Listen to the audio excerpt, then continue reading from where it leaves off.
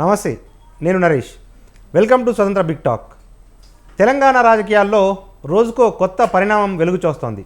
తాజాగా దేవుళ్ళు పాలిటిక్స్లోకి ఎంటర్ అయ్యారు. రాముడి పేరు మీద ఓట్లు అడుగుతున్నారంటూ ఇంతకాలం కాంగ్రెస్, బీఆర్ఎస్, బీజేపీని విమర్శిస్తున్నాయి. అయితే ఇప్పుడు స్వయంగా సీఎం రేవంత్ రెడ్డి కూడా దేవుళ్ళు, హిందుత్వ ప్రస్తావన తేవటం చర్చనీయాంశంగా మారింది. ఇటీవలే ఓ ఇంటర్వ్యూలో తాను హిందూనని గర్వంగా చెబుతానని అన్న రేవంత్ రెడ్డి తాజాగా నిర్ణీత గడువులోగా రుణమాఫీ చేసి తీరుతామంటూ దేవుళ్ళ మీద ప్రమాణం చేస్తున్నారు.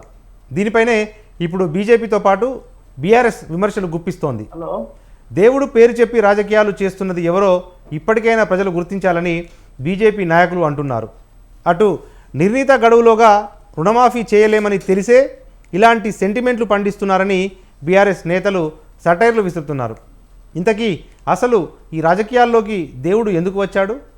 కాంగ్రెస్ మూల సిద్ధాంతాలకు వ్యతిరేకంగా రేవంత్ హిందుత్వ గురించి ఎందుకు ప్రస్తావిస్తున్నట్లు? ఇదే అంశంపై ఇవాల్టి బిగ్ టాక్లో చర్చిద్దాం.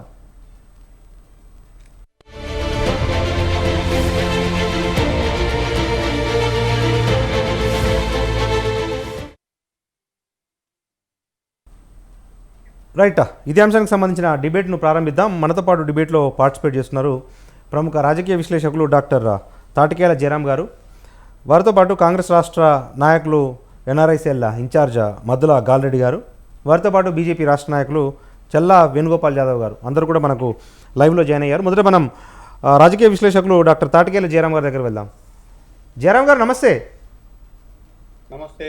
రైట్, జయరాం గారు, ఏంటి ఇప్పుడు తెలంగాణలో దేవుళ్ళ రాజకీయం నడుస్తుంది అన్న అభిప్రాయాలు వ్యక్తమవుతూ ఉన్నాయి. ఎందుకంటే సీఎం రేవంత్ రెడ్డి ఎలక్షన్ ప్రచారంలో భాగంగా వెళ్తున్న ప్రతి జిల్లాలో ఆ జిల్లాలోని ప్రముఖ దేవాలయాలు, దేవుళ్ళ మీద ప్రమాణం చేసి నేను ఆగస్టు 15 లోపు రుణమాఫీ చేసి తీరుతాను అని చెప్పి ఆయన ఒక సెంటిమెంట్ రాజకీయాలు చేసే ప్రయత్నం చేస్తున్నారన్న విమర్శలు ఉన్నాయి. ఏంటి సార్, నిజంగా అలా చేయొచ్చా? రేవంత్ వ్యూహాలేంటి? మీకు ప్యానెల్లో ఉన్న మిత్రులకు, స్వతంత్ర టీవీ ప్రేక్షకులకు మరొకసారి నమస్కారాలు. సో దేవుళ్ళు, రాజకీయాలు ఇవి భారతదేశ చరిత్ర లోపల వేరువేరుగా కులాలు, దేవుళ్ళు, రాజకీయాలు ఇంకొక అంశాన్ని కూడా జోడు చేసుకోవాలి. ఇక్కడ కులము భారతదేశ రాజకీయ చరిత్ర ఏ పునాదులో నిర్మించబడిందంటే ఫస్ట్ కులము, తర్వాత దేవుళ్ళు, ఆ తర్వాత రాజకీయాలు. వీటికి మూడింటికి అభినవ భావ సంబంధం అనే విషయాన్ని చాలా క్లియర్ గా అర్థమవుతుంది.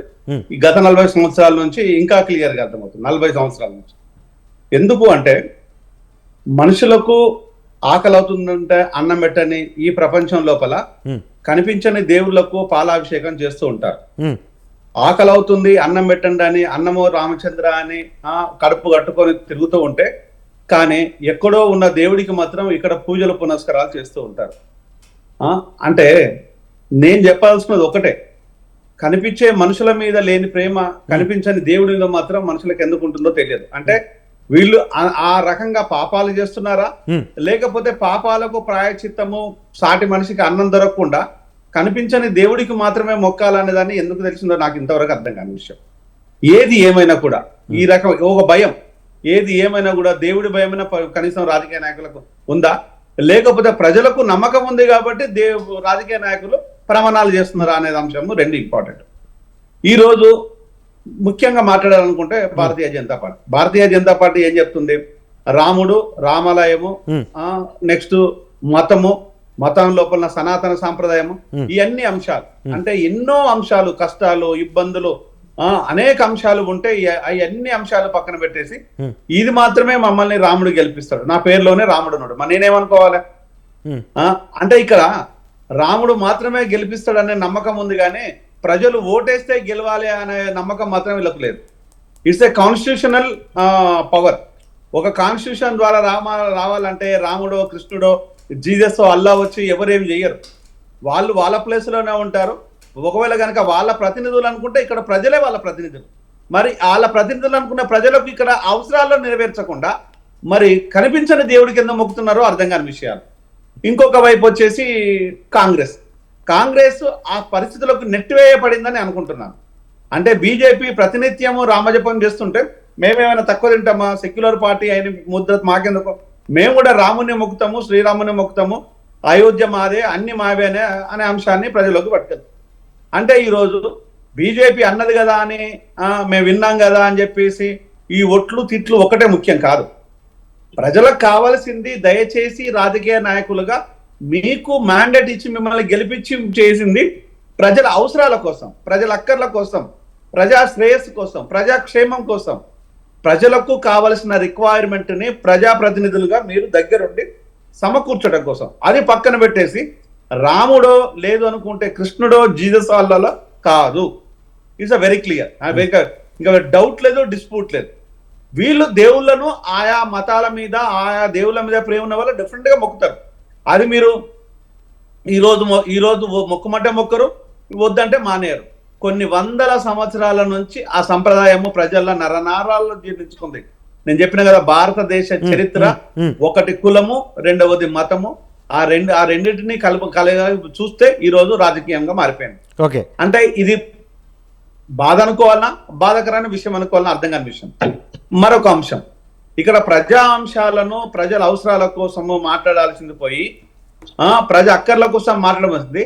దేవుడి మీద ఒట్టేసినంత మాత్రాన మరి ఏ కొంపలు మునిగిపోయినాయో నాకైతే అర్థం కాలేదు. సర్వసాధారణంగా మనం ఏమంటాం, అమ్మతోడు, అక్కతోడు, నాన్నతోడు, పిల్లతోడు, తల్లితోడు అంటున్నాం. ఇది సర్వసాధారణం. దేవుడితోడు అని చెప్తుంటాం. ఇది సర్వసాధారణమైన మాట. ఇది ఈ సర్వసాధారణ మాటకు దీన్ని కాంట్రవర్సీ అయితే నాకు ఇక్కడ కనిపించట్లేదు. అంటే ఇతర రాజకీయ పార్టీలకు కాంట్రవర్సీ చేసేదే ప్రధానంగా ఆలోచిస్తే మనం చేయాల్సింది ఏమి లేదు. అంటే దేవుడి మీద నమ్మకం ఉంది. అదే రేవంత్ రివర్స్ అడిగిన అనుకో, నేను దేవుడి మీద ఒట్టేశాను, మీకు దేవుడి మీద నమ్మకం లేదా అంటే ఏం చెప్తారు? తిరిగి వస్తాను మీ దగ్గర. ఇది కరెక్ట్ విధానం కాదు. వస్తాను సార్. జయరాం గారు, తిరిగి నేను మీ దగ్గరికి వస్తాను. మనతో పాటు రాష్ట్ర కాంగ్రెస్ నాయకులు, ఎన్ఆర్ఐసీఎల్ ఇన్ఛార్జ్ మద్దులగాల్ రెడ్డి గారు ఉన్నారు. వారితో పాటు బీజేపీ రాష్ట్ర నాయకులు చెల్లా వేణుగోపాల్ యాదవ్ ఉన్నారు. ఇదే అంశానికి సంబంధించిన చర్చను కొనసాగిద్దాం. మనతో పాటు కాంగ్రెస్ రాష్ట్ర నాయకులు, ఎన్ఆర్ఐసీఎల్ ఇన్ఛార్జ్ మద్దులగాల్ రెడ్డి గారు ఉన్నారు. గాలిరెడ్డి గారు నమస్తే. నమస్తే నరేష్ అన్న. రైట్. గాలిరెడ్డి గారు, ఏంటి పదే పదే మీ సీఎం గారు దేవుడు గుళ్ళో ఉండాలి, భక్తి గుండెల్లో ఉండాలి అని చెప్పి రేవంత్ రెడ్డి గారు ఈ సందర్భంగా గత 4-5 రోజులుగా వెళ్తున్న ప్రతి జిల్లాలో ఆ ప్రముఖ దేవుళ్లను, దేవాలయాలను ప్రస్తావిస్తూ హామీలను మొత్తం నెరవేర్స్తామని చెప్పి ఒట్లేస్తూ ఉన్నారు. ఎందుకు అట్లా ప్రమాణాలు చేస్తూ ఉన్నారు? మా సీఎం గారు పక్కా హిందూ ధర్మంలో పుట్టిన ఆయనకు తెలిసిన దేవుని చిన్నప్పటి నుంచి ఆయన మొక్కుతున్నారు. కాబట్టి ఒక ప్రాంతంలోకి పోతే, ఇప్పుడు ఫర్ ఎగ్జాంపుల్ మొన్న మా మెదక్ వచ్చినప్పుడు మా మెదక్ చర్చ్ ప్రమాణం చేశారు.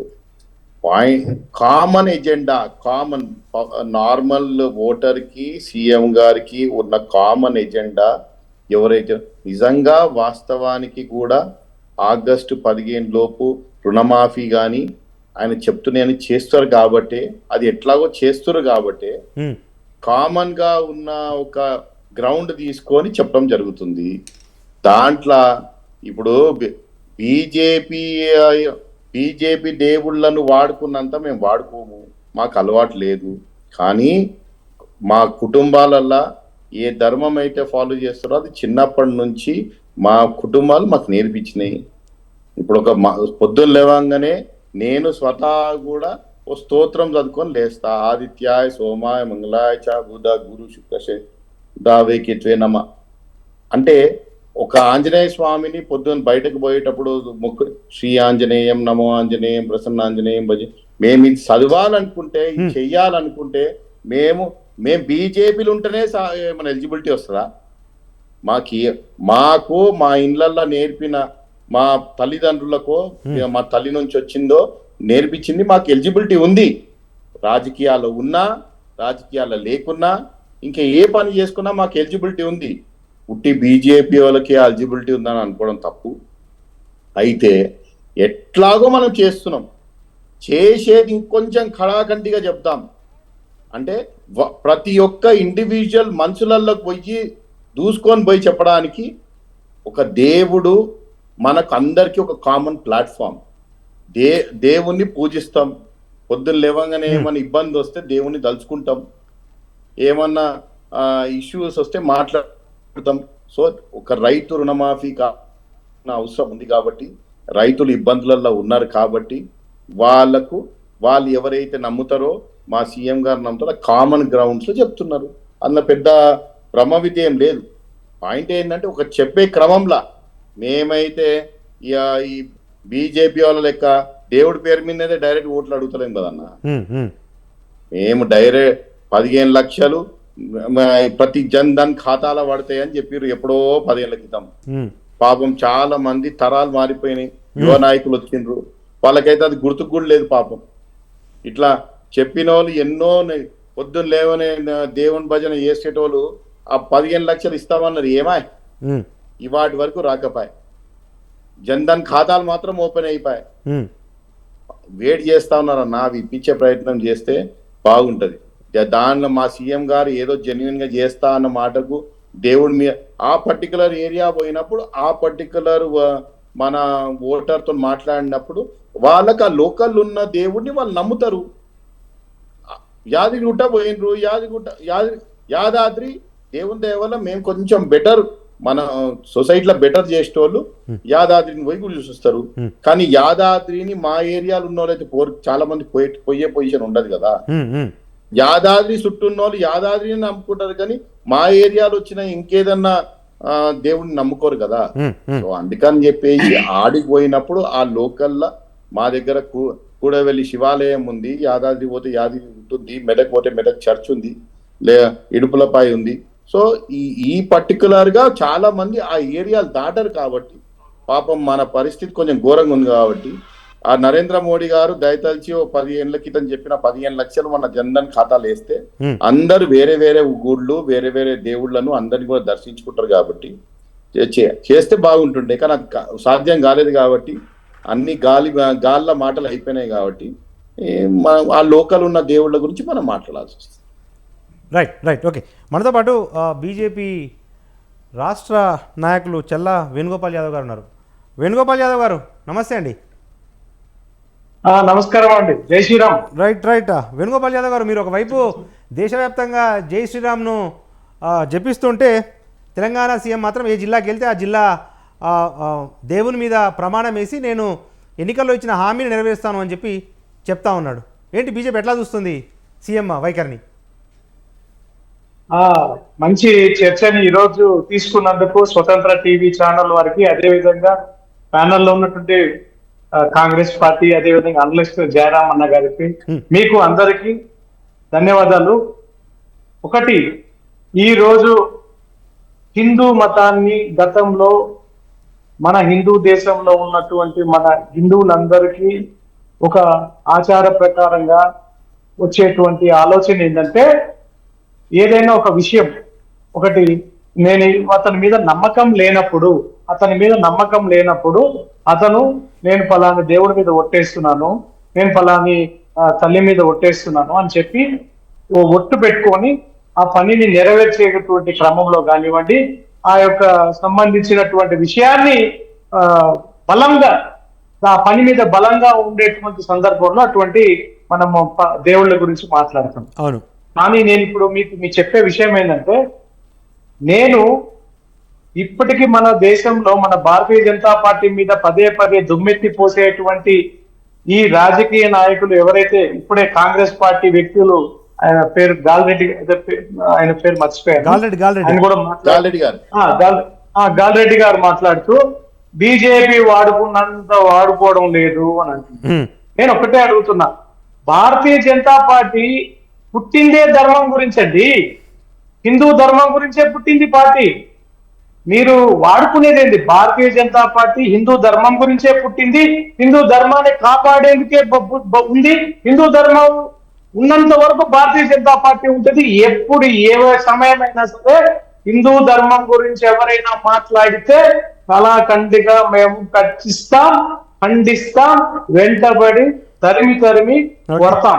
ఇదైతే కంపల్సరీ. కానీ నేనేమంటున్నానంటే, హిందూ ధర్మం మీద ఈ రోజు కాంగ్రెస్ పార్టీలో ఉన్నటువంటి వాళ్ళు, కాంగ్రెస్ నాయకులు, మేము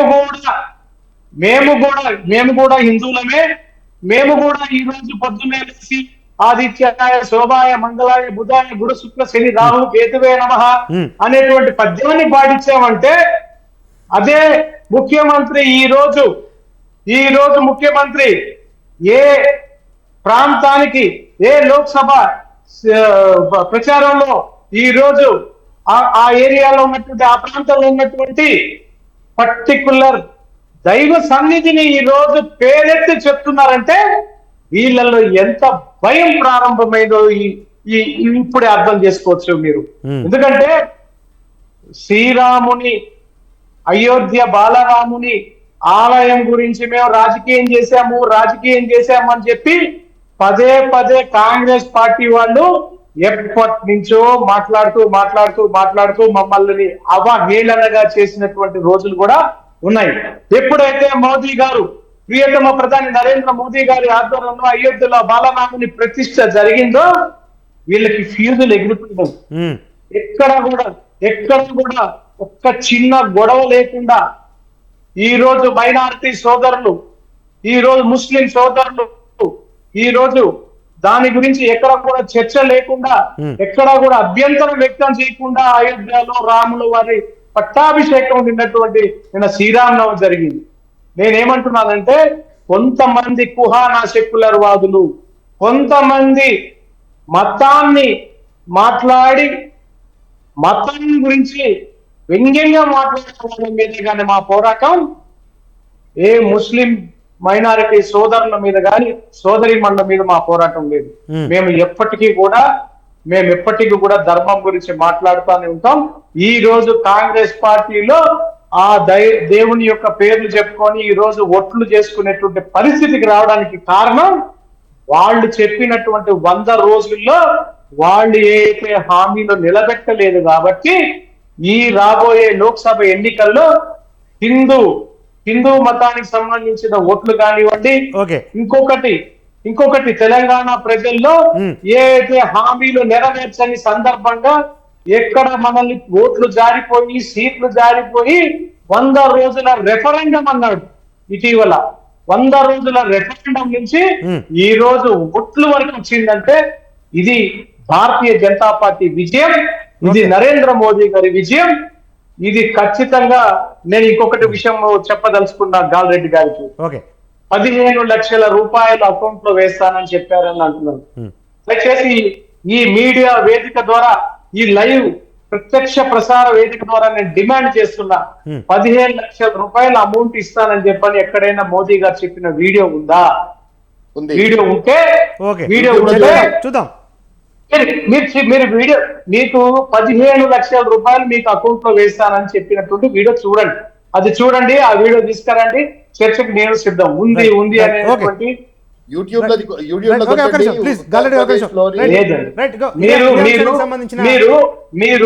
మీరు ఇంతకంటే ఏమి దొరకదు మీకు. ఎందుకంటే అన్ని కూడా నెరవేర్చాడు, అన్ని కూడా చేయాల్సినటువంటి పనులన్నీ చేశాడు.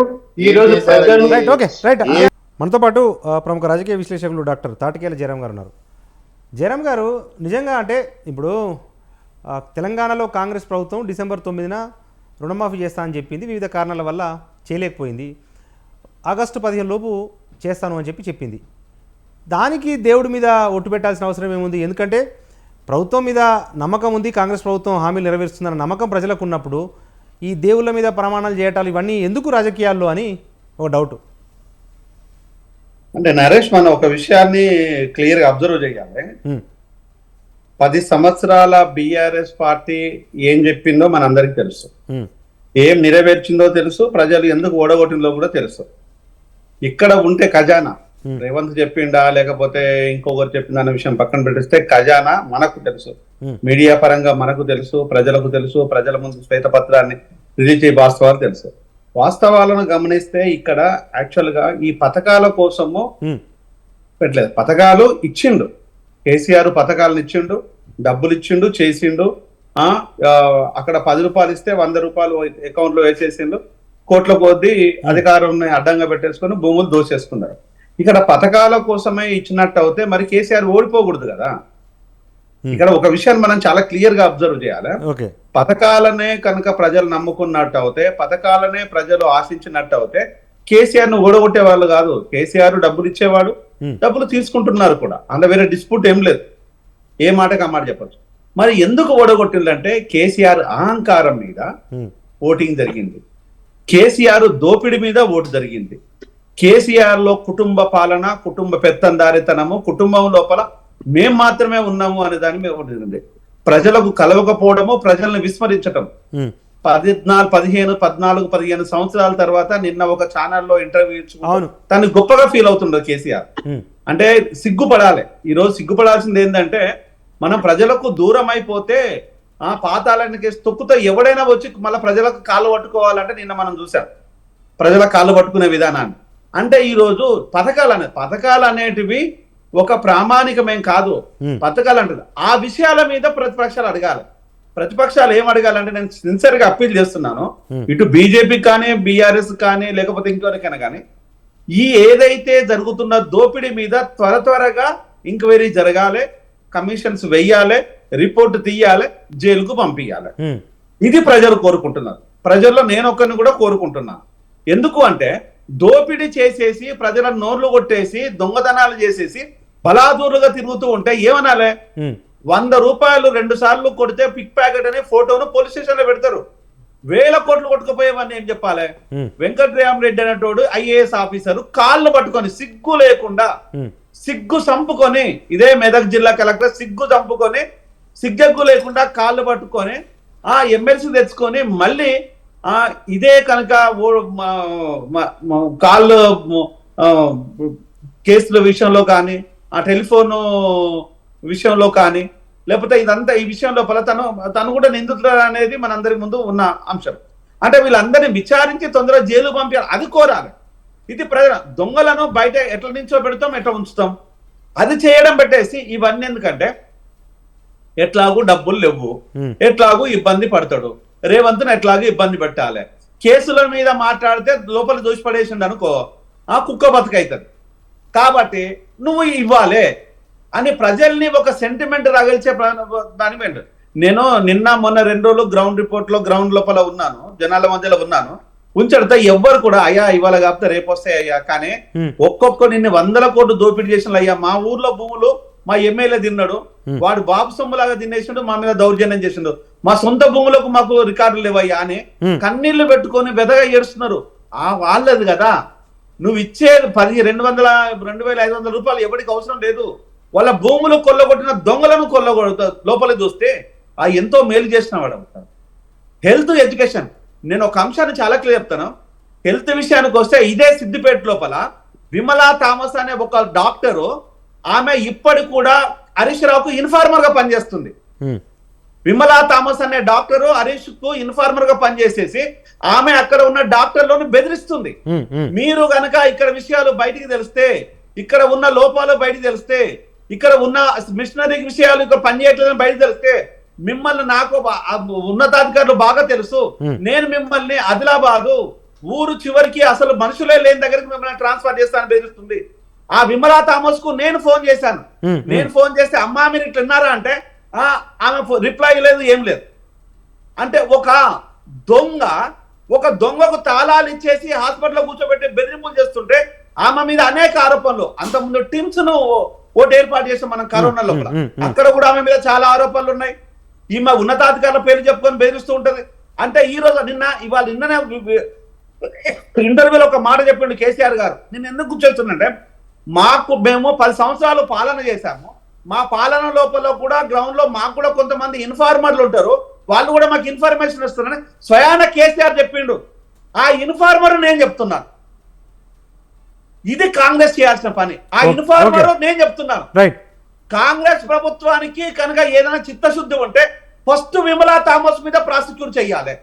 విమలా థామస్ వచ్చిందే హాస్పిటల్, ఆమె వచ్చినప్పుడు హాస్పిటల్ వచ్చేసి అడావుడి సృష్టించేసి అక్కడ డాక్టర్లను పనిచేసిన వాళ్ళ మీద ప్రెజరైజ్ చేసేసి వాళ్ళను బెదిరించేసి అక్కడ ఉన్న ఇన్ఫర్మేషన్స్ పోయి హరీష్ రావు చేతిలో పెడుతుంది. నువ్వు డాక్టర్వా, బ్రోకర్వా? నువ్వు ఇంత నీతిమాల బతుకుతున్నావా? అసలు ఒక తల్లిలాగా నువ్వు పేషెంట్ చూడాల్సిన దానివి నువ్వు ఒక బ్రోకర్ లాగా బతుకుతుంటే ఏం చెప్పాలి? ఇది చేయాల్సింది. ప్రజలు కోరుకున్నది దీన్ని. ఆ సిద్దిపేట ప్రజలు, Siddipet medical college, Siddipet hospital ఏమైపోయినాయి, ఎక్కడ పోయినాయి? దాని పూర్తి వివరాలు విమలా థామస్ ఇవ్వాలి కదా. చలో మనమే రేపు పోదామంటే పోదాము. రేపు కాంగ్రెస్ వాళ్ళు రావాలా, బీఆర్ఎస్ వాళ్ళు రావాలా, బీజేపీ వాళ్ళు రావాలా, అందరం చూసుకొని మనం సిద్దిపేటకి వెళ్దాం పదా. ఆ విమలా థామస్ స్టోరీ ఏందో నేను చూపిస్తాను. Right, right, మనం right. అందరం కనుక్కుందాం. Right. అంటే ఈరోజు బలుపు మాటలు, అహంకారపు మాటలు, రైట్ ఈరోజు అధికారంలో ఉన్నామని చెప్పేసి ఏది పడితే అది మాట్లాడుతుంటే ఇది మాట్లాడడం బంద్ చేసేసి 2500 ఇవ్వలేదు, దళిత బంధు ఇవ్వలేదు, ఈ బంధు ఇవ్వలేదు. అరే ఎవడి కావాలరా అయ్యా, ఇది కాదు కావాల్సింది, ఆ దొంగలను పట్టుకొని రావాలి కదా. Right. అది అడగమని చెప్పాలి బీజేపీ పార్టీలను, లేకపోతే ఇతర రాజకీయ పార్టీలను. దయచేసి రైట్ మధురగాల్ రెడ్డి గారు, 2 ప్రశ్నలు. ప్రధానంగా అనలిస్ట్ జయరామ్ గారు చెప్పేది ఏంటంటే, హామీలు మీరు ఇచ్చిన ఎన్నికల్లో ఇచ్చిన హామీలు కొంతకాలము ప్రజలు వేచి చూడగలుగుతారు, కానీ ప్రధానంగా గత ప్రభుత్వం చేసిన తప్పిదాలను సరిదిద్దుతాము, లేకపోతే అక్రమాలను అడ్డుకుంటాము అన్న అంశాలపై ప్రజలు మీ నుంచి ఎక్కువగా ఆశిస్తున్నారు అనేది ఒకటి. రెండోది వచ్చేసి, ఇంకా బీజేపీ నాయకులు చెప్పేది ఏంటంటే, కాంగ్రెస్ పార్టీకి హిందుత్వాన్ని గుర్తు చేసిందే మేము, కాబట్టి వీళ్ళు తప్పనిసరి పరిస్థితుల్లో ఇప్పుడు వీధుల్లో దేవుని మీద ప్రమాణాలు చేయాల్సి వస్తుంది, అదంతా బీజేపీ ఘనతే అని చెప్పి బీజేపీ నాయకులు చెప్తా ఉన్నారు. ఈ 2 ప్రశ్నలకు మీ సమాధానం. జయరామ్ గారు చెప్పింది చాలా గ్రౌండ్ లో ఉన్న ఇన్ఫర్మేషన్. ఇప్పుడు చాలా విషయాలు తను చెప్తా ఉన్నారు. జయరామ్ గారు కన్సర్న్డ్ అథారిటీస్ దగ్గరికి నేను కూడా తీసుకుపోయే ప్రయత్నం చేస్తాను. చేసి డెఫినెట్ గా మా ప్రభుత్వ ఎజెండా, మా సీఎం గారు గాలెడ్ అన్న, అక్కడ విమలా థామస్ ఎక్కువ రోజులు పనిచేయొద్దన్న, వారం రోజుల్లో ట్రాన్స్ఫర్ అయిపోవాలి. రైట్ ఓకే చెప్తా. మా సీఎం గారు మాత్రం ఒకటి క్లారిటీగా మా అందరికి చెప్తా ఉంటారు, ఇంటర్నల్ మీటింగ్స్ కానీ ఎక్స్టర్నల్ మీటింగ్స్ కానీ.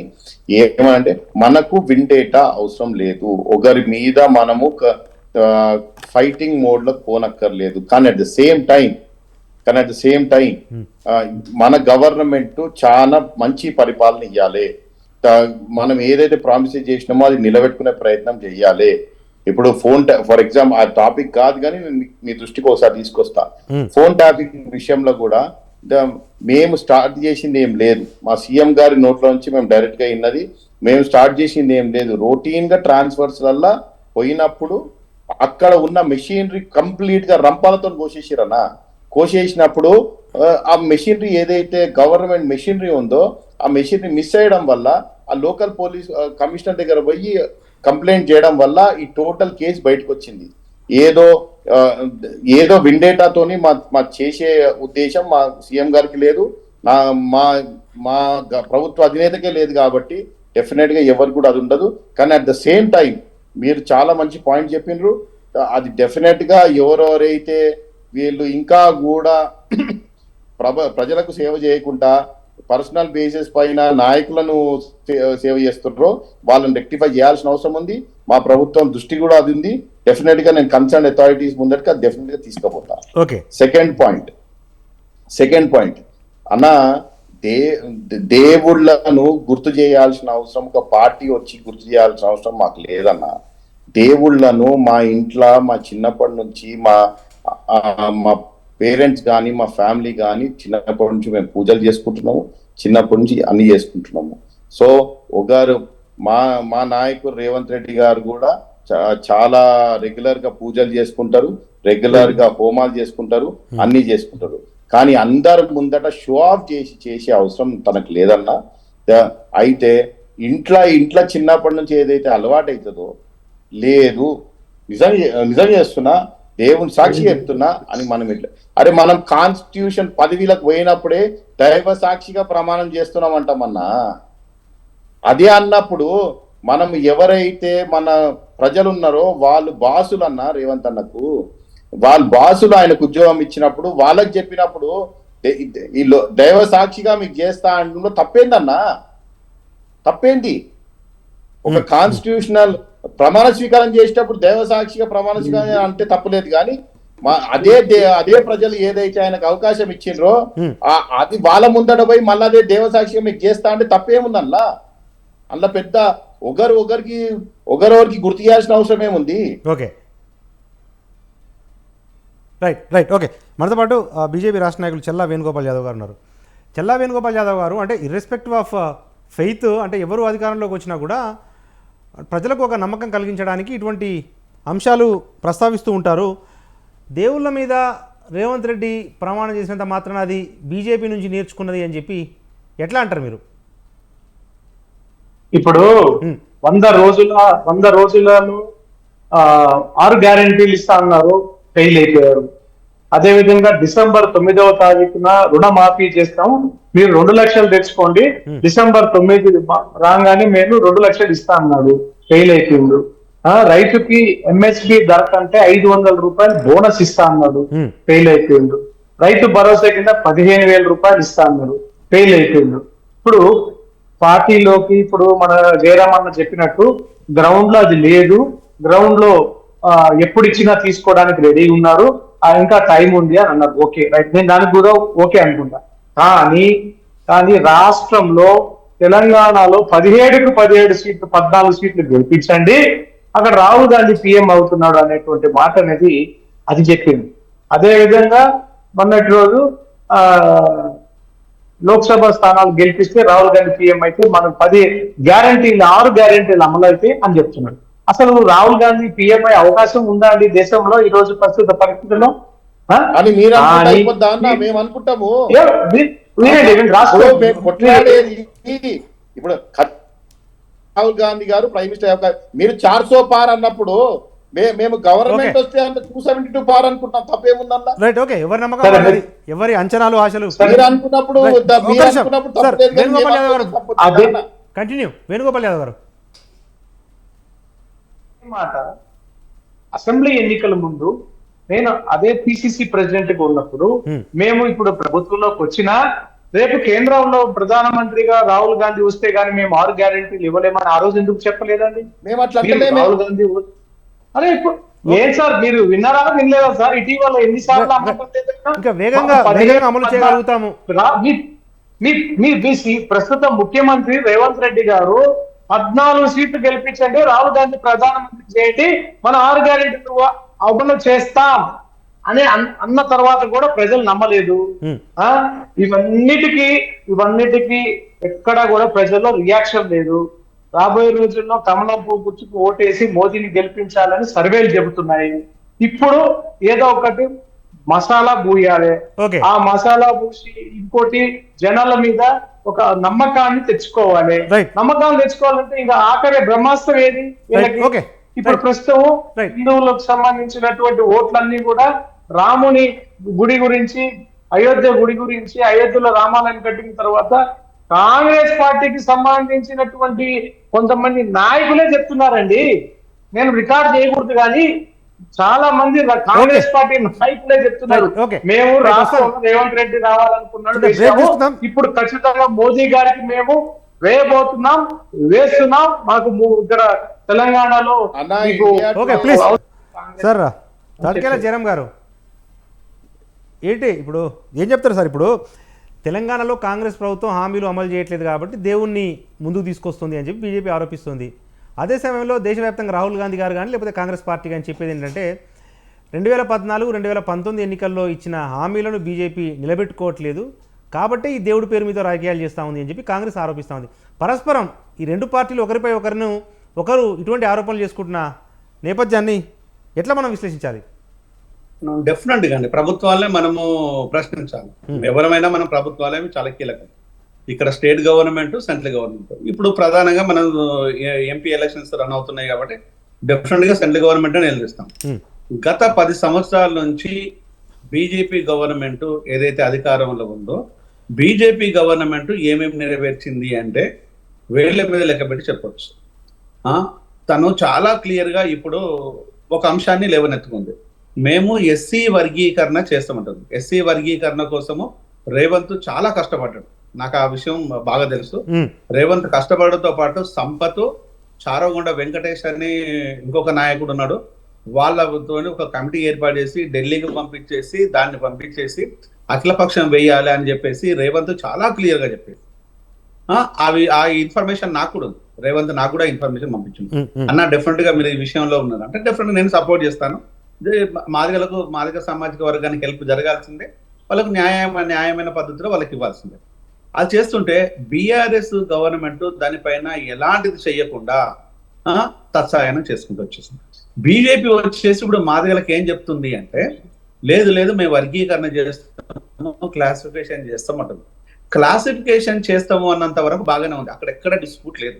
కానీ ప్రభుత్వం లోపల విద్యా సంస్థలు లేవు, ప్రభుత్వం లోపల ఇతర కంపెనీలు లేవు, ప్రభుత్వ ఆర్గనైజేషన్స్ పూర్తిగా ప్రైవేట్ పరం చేసేసిండ్రు, ప్రైవేట్ ఆర్గనైజేషన్స్ కు చేతులు అప్పగిచ్చేసేసిండ్రు.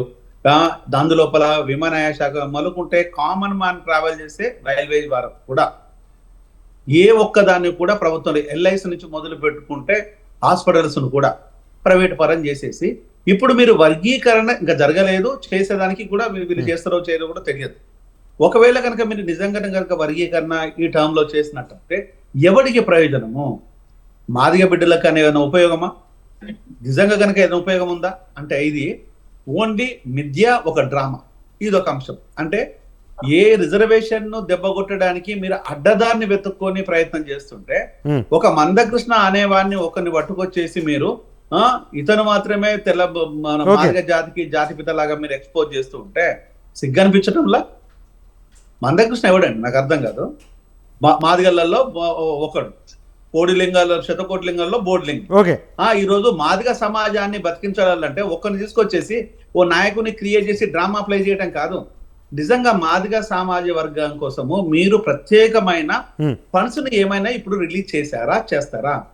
ఒక యూనివర్సిటీ ఏమైనా మీరు ఇంత ముందుగా కొన్ని రాష్ట్రాల లోపల ట్రైబల్ యూనివర్సిటీ ఉంది. మాదిగ సమాజం లోపల మాదిగలో అత్యధికంగా పర్సంటేజ్ ఇక్కడ ఉన్నారు తెలంగాణ లోపల. వాళ్ళ పేరు మీద ఒక యూనివర్సిటీ ఏమని ఇచ్చిందా? సరే మాదిగ సమాజ వర్గానికి ఇవ్వాల్సిన పని లేదు. ఎస్సీలకు ఏమని ఇచ్చిందా? పోనీ 60 కులాలకు ఏమని ఇచ్చిందా? మాలలు మాదిగల కలిపి ఏమని ఇచ్చిందా? అది లేదే. ఈరోజు కేజీ నుంచి పీజీ ఉచిత విద్య అన్న కేసీఆర్ ను వదిలేసాము. అదే మీరు ఉన్నత విద్యను మీరు ప్రజలకు ప్రభుత్వాల నుంచి ప్రైవేట్ పరం చేసి దారాతత్వం చేసేసి ప్రజలకు విద్యను దూరం చేస్తున్న దాన్నే మాట్లాడాలి. అంటే ఈరోజు ప్రజలకు దూరం చేసేసి ఆ వర్గాలను మళ్ళీ మేము ఎత్తున పెట్టుకున్నామంటే ఎవరైనా నమ్ముతారా? ఒకవైపు వచ్చేసేమో ఆ మొత్తం పూర్తి వనరులను వసతులన్నీ దూరం చేశారు. రిజర్వేషనే లేదు. రిజర్వేషన్ పొందాలంటే గవర్నమెంట్ వ్యవస్థ ఉండాలి. గవర్నమెంట్ వ్యవస్థ లేకుండా ఈ రోజు రిజర్వేషన్ మీద మాట్లాడితే ఎవరికి ఉపయోగం? ఇది ప్రధానమైన నా ఆరోపణ. నెక్స్ట్ ఇంకొక ఆరోపణ, మాదిగ లాంటి ఒక మందకృష్ణేం కాదు, మాదిగ సమాజం లోపల అత్యున్నతమైన వ్యక్తులు చాలా మంది ఉన్నారు. వాళ్ళందరినీ కూర్చోబెట్టేసి మీరు ఏమైనా ఒక ప్రణాళికబద్ధంగా డిస్కస్ చేస్తే దాన్ని డెఫినెట్ గా నేను హర్షిస్తాను, గౌరవిస్తాను, అందులో ఆనందించడం మాట నేను మొదటిగా ఉంటాను. ఇదొక అంశం. మరొక అంశం బీసీ సామాజిక వర్గం. బీసీ సామాజిక వర్గాన్ని జనగణన లేదు, మీరు జనగణన చేయడానికి మీకు ఏంది ఇబ్బంది? సుప్రీంకోర్టు ఎప్పటి నుంచో చెప్తుంది అది చెయ్యండి అంటే, ఇంతవరకు చేయలేదు కదా. మరి బీసీలకు అన్యాయం జరిగిందనే మాట మీకేముంది? అది ఆ సమాజాన్ని ఇబ్బంది కలుగుతూనే, ఆ సమాజాన్ని మీద మీరు ప్రేమ చూపించుకుంటూనే వాళ్ళ నోటికాడ అన్నానికి కొల్లగొట్టుకుంటూ పోతుంటే ఏం చెప్పాలి? ఆ సామాజిక వర్గానికి రాజకీయ రిజర్వేషన్ లేదన్న విషయం మనకు తెలుసు. పార్టీ పరంగా మీ పార్టీ లోపల సరే రాజ్యాంగబద్ధంగా ఇవ్వకున్నా బీజేపీ పార్టీ పరంగా మీరు బీసీలకు ఎన్ని సీట్లు కేటాయించారు? బీసీలు ఇప్పుడు 52% ఉన్నారని తెలుసు. ఆ 52% మీ పార్టీలో కేటాయించిందా? నిజంగా కనుక్కున్నారా? మీరు మోడీని బీసీని మోడీని బీసీగా చూపించుకుంటూ బీసీ ముఖ్యమంత్రిని చేసినట్టున్నారు. అది నవ్వులాట కనిపిస్తుంది. అంటే ఈ రోజు ఏదైనా ఆ సమాజానికి ఒకవైపు ప్రేమ చూపించుకుంటూనే, ఒకవైపు ఓదార్పు చేసుకుంటూనే వాళ్లకు సున్నితంగా అన్ని దూరం చేసుకుంటూ వస్తుంటాయి. ఏం చెప్పాలి? నెక్స్ట్ ఇంకొక అంశం వచ్చేది హెల్త్ ఎడ్యుకేషన్. ఇది పూర్తి స్థాయి లోపల రాజ్యాంగబద్ధమైన అంశము. ప్రభుత్వాలే నిర్ణయాలు తీసుకోవాలి. ఇప్పటి వరకు మీరు హెల్త్ ఎడ్యుకేషన్ మీద ఏ నిర్ణయాలు తీసుకున్నారు, ఎంతవరకు నిర్ణయాలు తీసుకున్నారు అనే దాన్ని నేను ప్రధానంగా ప్రశ్నిస్తుంటే ఏదైనా ప్రభుత్వం దగ్గర ఉందంటే zero. Right sir, right, okay. మనతో పాటు కాంగ్రెస్ రాష్ట్ర నాయకులు ఎన్ఆర్ఐసీఎల్ ఇన్ఛార్జ్ మద్లగారెడ్డి గారు ఉన్నారు.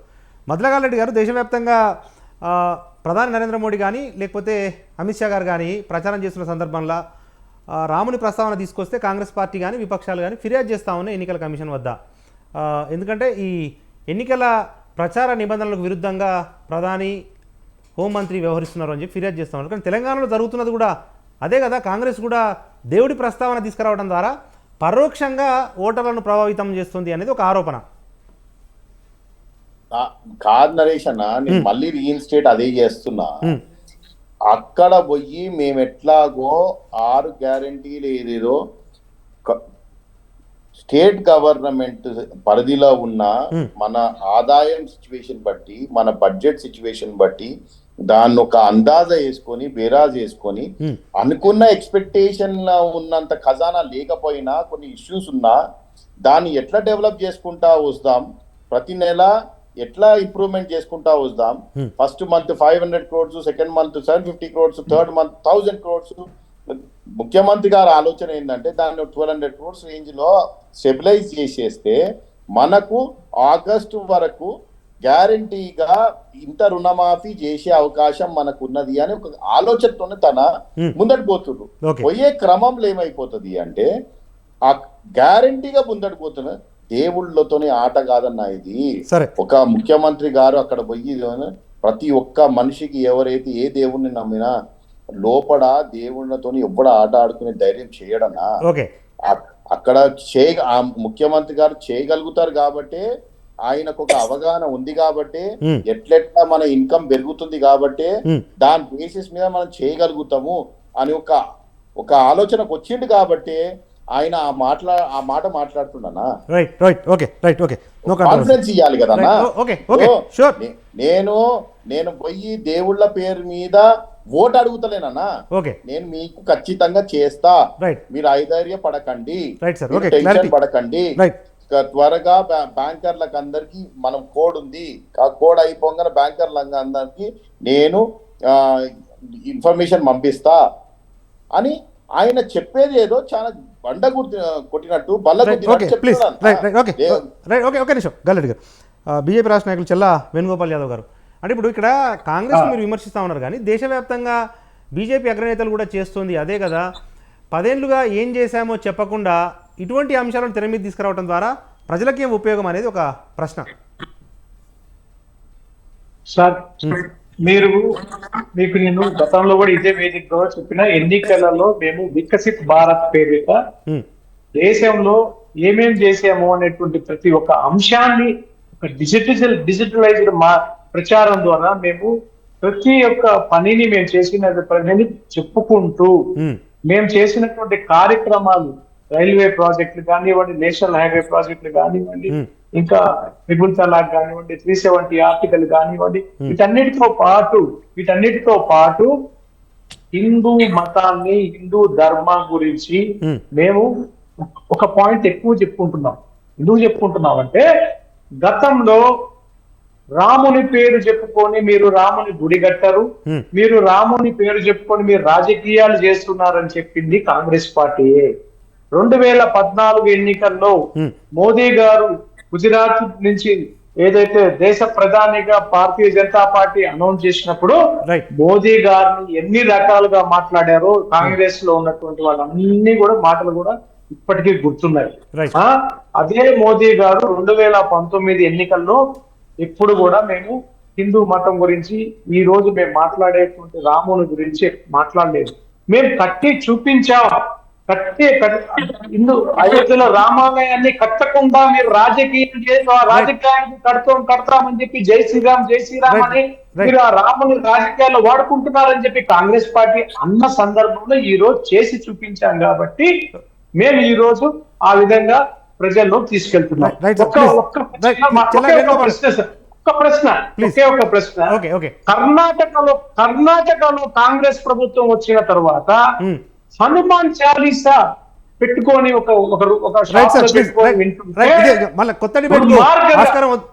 సమయం లేదు, మరొక రోజు ఇదే అంశానికి సంబంధించిన చర్చను కొనసాగిద్దాం. కర్ణాటకతో పాటుగా దేశవ్యాప్తంగా జరుగుతున్న రాజకీయ పరిణామాలు, ఎన్నికల్లో నాయకుల ప్రచార శైలి అంశం మీద మనం చర్చిద్దాం, ఎందుకంటే ఇంకా చాలా రోజులు ఉన్న ఎన్నికలు. ఇది వాళ్ళ బిగ్ టాక్. మన బిగ్ టాక్లో పార్టిసిపేట్ చేసిన గెస్టులు ప్రముఖ రాజకీయ విశ్లేషకులు డాక్టర్ తాటికాయల జయరామ్ గారికి, వారితో పాటు కాంగ్రెస్ రాష్ట్ర నాయకులు ఎన్ఆర్ఐసీఎల్ ఇన్ఛార్జ్ మద్దుల గాలిరెడ్డి గారికి, బీజేపీ రాష్ట్ర నాయకులు చెల్లా వేణుగోపాల్ యాదవ్ గారికి అందరికీ కూడా ధన్యవాదాలు. ఇది ఇవాళ బిగ్ టాక్. చూస్తూనే ఉండండి స్వతంత్ర.